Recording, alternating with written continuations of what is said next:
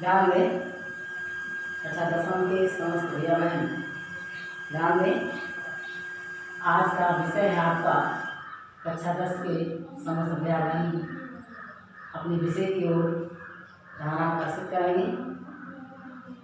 अध्याय के अंतर्गत संसाधन एवं विकास, जिसके अगले क्रम में आज भैया बहनों ने संसाधन के रूप में कई विषयों का अध्ययन कर चुके थे। नवीकरणीय, अनवीकरणीय, उत्पत्ति के आधार पर, समाप्यता के आधार पर आश्रित भैया बहनों को पूर्व के वीडियो में बताया गया है। आज आप इसी संसाधन विकास के अंतर्गत अगला संसाधन है, जो महत्वपूर्ण संसाधन है, जिसका हम आज अध्ययन करेंगे, भूमि संसाधन। आपने विषयाचार्य से भी परिचित होंगे, विषयाचार्य वासुदेव। आप सभी भैया बहनों को आज की वीडियो में अध्याय संसाधन विकास के अंतर्गत भू संसाधन का अध्ययन किया जाएगा। भैया बहनों ध्यान दें, जैसा कि आप सभी भैया बहन जानते होंगे कि मनुष्य के जीवन की सबसे महत्वपूर्ण संसाधन क्या है, वह है भू संसाधन अर्थात भूमि संसाधन। जिस भूमि पर हम रहते हैं उससे ही अपनी अनेक आवश्यकताओं की पूर्ति करते हैं। अपने अनेकों आर्थिक क्रियाकलाप करते हुए विभिन्न रूपों में इसका उपयोग करते हैं। यानी जो मेरी भूमि है, धरा है, अन्य सभी संसाधनों में से जिस भूमि पर हम रहते हैं उसी भूमि के द्वारा हम विभिन्न अपने क्रियाकलाप करते हुए विभिन्न रूपों में इसका उपयोग करते हैं। अब इसका उपयोग अनेकानेक है, बहुत बड़ा विस्तृत है। हम इस पर रहते हैं, मकान है, हम खाते पीते हैं, हम चलते फिरते हैं, हम इस पर कृषि कार्य करते हैं, या अनेकों प्रकार के कार्य हमारी इस पृथ्वी पर होता है। अतः भूमि एक अत्यधिक महत्वपूर्ण प्राकृतिक संसाधन है। सभी संसाधनों में भूमि एक ऐसा संसाधन प्रकृति ने हमको उपहार स्वरूप में दिया है, जो एक महत्वपूर्ण प्राकृतिक संसाधन है। ये भूमि नहीं होती तो अब सपोज कीजिए या उदाहरण लीजिए कि ये सारी क्रियाएं जो हमारा चलना फिरना, आवागमन, खान पान, रहन सहन, कृषि, उद्योग, व्यापार आदि होता है, ये भूमि के अतिरिक्त अन्य किसी संसाधन पर, अन्य किसी स्थान पर संभव नहीं था। इसलिए भूमि एक अत्यधिक महत्वपूर्ण प्राकृतिक संसाधन है। इस संसाधन में वनस्पति, वन्य जीवन, मानव जीवन, आर्थिक क्रियाएं, परिवहन तथा संचार व्यवस्थाएं, औद्योगिक गतिविधियां भूमि पर ही है। ध्यान दें, इस प्राकृतिक संसाधन में वनस्पति, पेड़ पौधे, वन्य जीव, अब उस पेड़ पौधे से जंगल है या वनस्पति है, वनस्पतियां छोटी बड़ी है, उन वनस्पतियों के बीच वन्य जीवन होता है।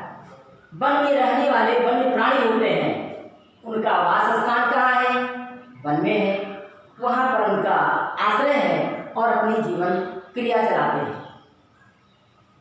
इसी भूमि पर मानव जीवन अपनी विभिन्न आर्थिक क्रियाएं करते हुए, विभिन्न प्रकार के क्रियाकलाप करते हुए अपने आप को संचालित करते हुए अपनी जीविका चलाता है तथा आर्थिक क्रियाओं के साथ साथ परिवहन, आने जाने के साधन, रेल मार्ग, सड़क मार्ग तथा संचार की व्यवस्थाएं, जिसके साथ साथ औद्योगिक गतिविधियां भूमि पर ही हैं।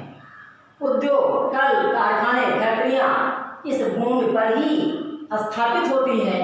उन औद्योगिक कल कारखानों, फैक्ट्रियों के माध्यम से विभिन्न प्रकार की वस्तुओं का उत्पादन होता है और उन वस्तुओं के उत्पादन से उनका उपभोग करके हम अपने विभिन्न रूपों में उसका उपयोग करते हैं और हमारी आवश्यकताओं की पूर्ति होती है। संचार के साधन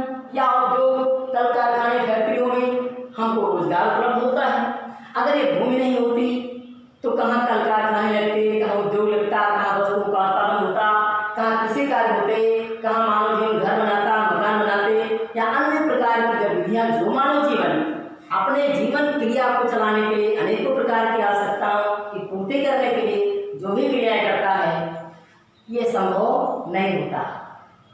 अतः ये संचार व्यवस्थाएं औद्योगिक गतिविधियां भूमि पर ही है, परंतु ये सभी क्रियाएं हमारी भूमि से संचालित होती हैं, लेकिन भूमि एक सीमित संसाधन है।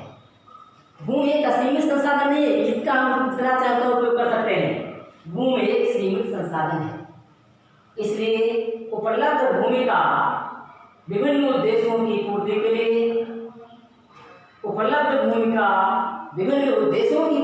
लिए क्योंकि मानव जीवन की आवश्यकताएं अनेकानेक हैं। प्राचीन काल में आवश्यकताएं सीमित थी, लेकिन आज को देखा जाए, प्राचीन की अपेक्षा वर्तमान की तुलना किया जाए तो मानव जीवन की असीमित आवश्यकताएं हैं। एक आवश्यकताएं पूर्ति होती है तो दूसरी आवश्यकता हमारी शुरू हो जाती है। अर्थात मानव जीवन की असीमित आवश्यकताएं हैं, परंतु असीमित आवश्यकताओं में भूमि हमारी सीमित संसाधन है।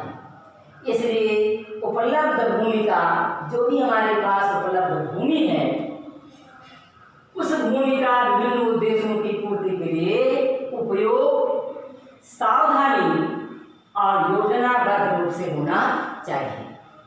जब तक इसका सावधानी पूर्वक और योजनाबद्ध तरीके से इसका उपयोग नहीं करेंगे तो हमारी आवश्यकता आने वाले समय में नहीं हो सकती है और हमारा जीवन जो है प्रभावित हो सकता है।